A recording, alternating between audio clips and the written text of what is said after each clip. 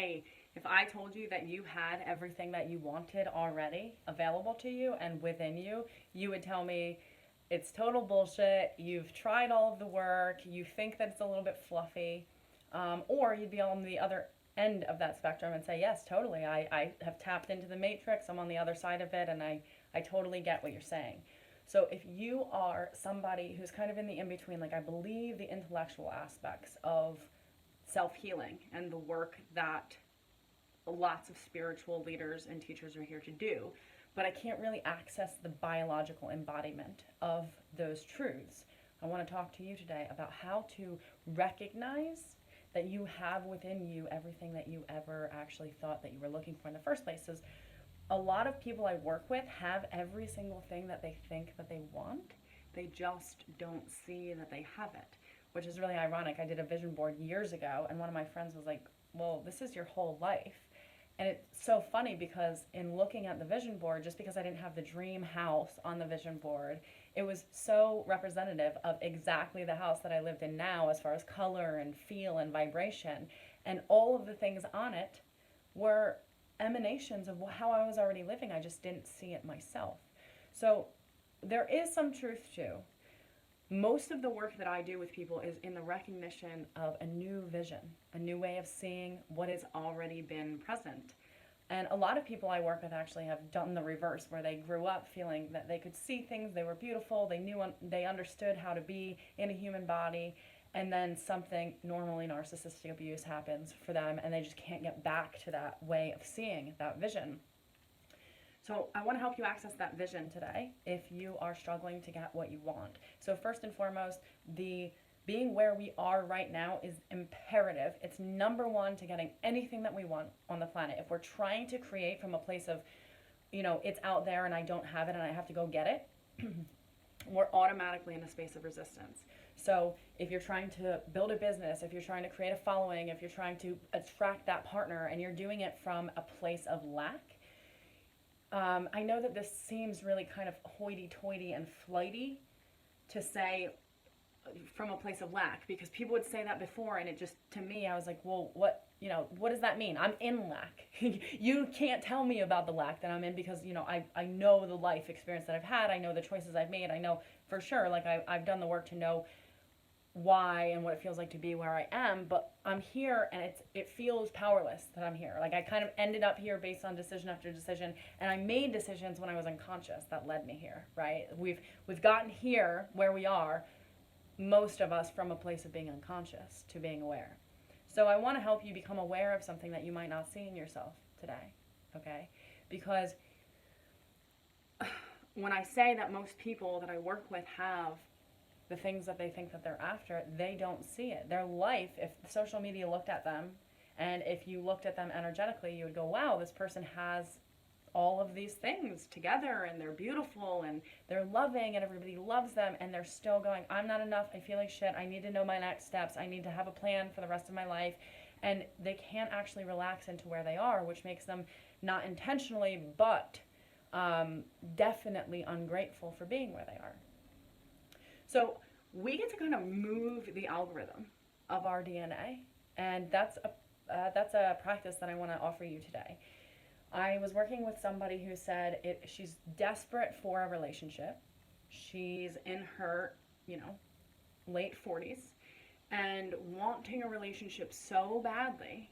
She has a best friend who has everything that she could possibly want, which is a husband, but he's not working. She's got 2 kids. She has a job, but she's not happy. She's got drama going on in her life. And then there's my client who's got a job, a really good job, and she gets to go out and have fun. She doesn't have to take responsibility for other people. Actually, people are more prone to taking responsibility for her. So there's her best friend who's this rock star super mom, kind of, holding down a fort. And then there's her going, well, I wish I had a fort to hold down. And her friend's going, dude, then come hold my fort down, because I assure you that as much as you feel like you're struggling to get these things, I am struggling while having these things, okay? So the perspective shift is the awareness that one person has something that we think that we want, and the other person has the exact same thing, just in the reverse perspective. So her best friend's going, dude, I would love to have nights alone. I would love to, have all of the weight lifted off my shoulders. And my client's going, well, I would love to have some things to look after me, to feel like I belong to. So she offers this out in a magnetic way to the universe in a space of desperation. She desperately wants a partner, and it doesn't work out, okay? Wanting a partner from a space of desperation isn't going to work out. But if we can shift the polarities of our magnetism, which we can do with conscious energy work, we are more open to bringing the fullness of vibration of the thing that we want into our lives. So I asked her, what are you not desperate about? What are you certain you could create tomorrow with no issues? And for her, it's money. Okay, where does that live in your body? In my head. Tell me what it looks like in your head.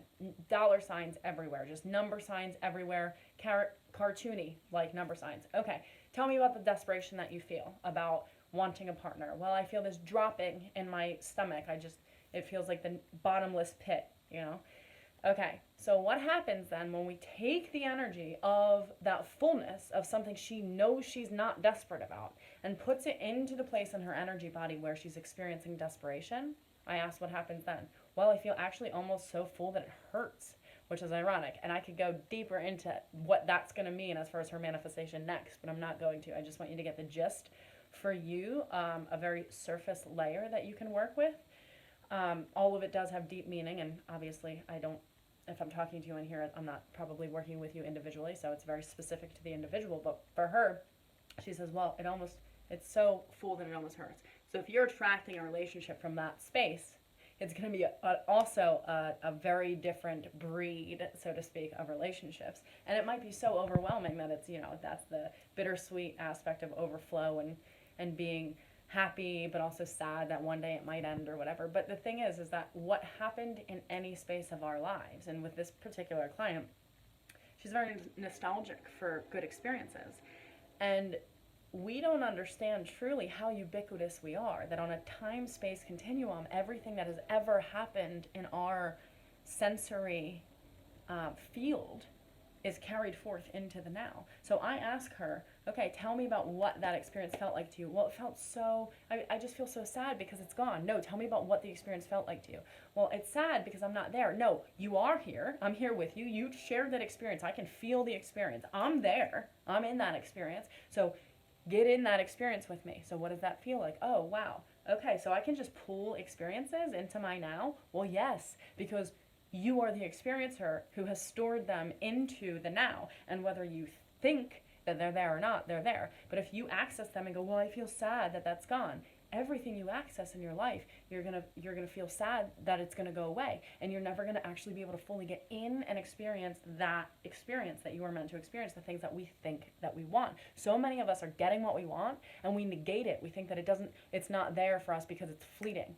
It's simply not true. And when we learn to harness those moments of like, wow, this feels really full for me, and that person that I've been infatuated with, instead of going, I'm longing and pining for them, you bring the character of their energy, whatever that is that you love about them, into this physical space that you feel depleted from or whatever. And it's not about them. This is not about them. This is the currency of energy, period, and what they symbolize to you, what they make you feel, because you are the feeler.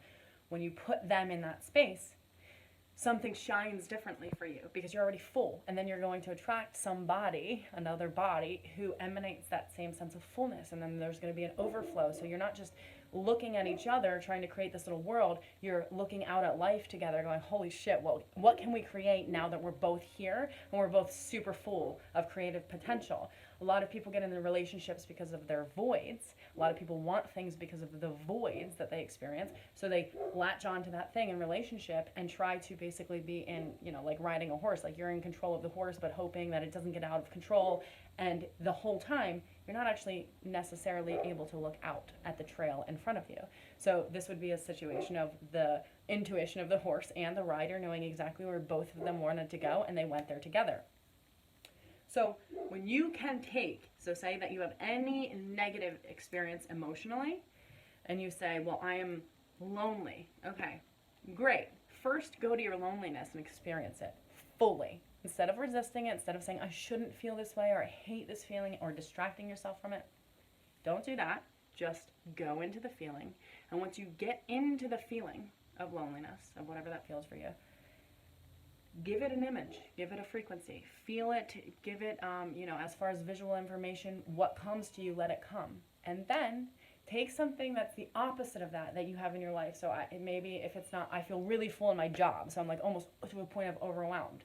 Take that experience and put it into that loneliness experience wherever it lives in your body. You can do this with anything. Pick anything that you feel the default resonance of a negative emotion. Give it a name, give it an image, give it a location in your auric field, and then take its opposite, which does exist somewhere in your life, and put it from wherever it is into that space, because I assure you, where you feel full from, you have enough to overflow into that space. So take it from wherever it is in your energy body and put it in the sense of lack, the sense of desperation, the sense of loneliness. It's going to do wonders for you. And then just sit with it and feel it. Okay? Just feel what that does for you. I hope that this was helpful for you today. It's a short little life hack to get where you are now, so you actually have legs to walk to where you want to go, because most of us think like somebody's just going to pick us up and carry us there. And that's just simply not true. This whole thing is about getting embodied. And yes, we will be carried there by spirits and by elders and, by our guides, but we won't be carried there without walking, okay? So we do have a job to do, and it's really to get into our feet. So you have within you the ability to access all of the things that you've ever wanted, and you also have within you all of the things that you've ever wanted. You just might not see them in the places that you think that you should see them, but when you start to put those things, plug those things into the spaces where you don't actually see that you have them, your whole life is going to change for you. Your whole auric field, the way that you experience, the way that you see, it's all going to shift for you. So have a good day. I hope this was helpful.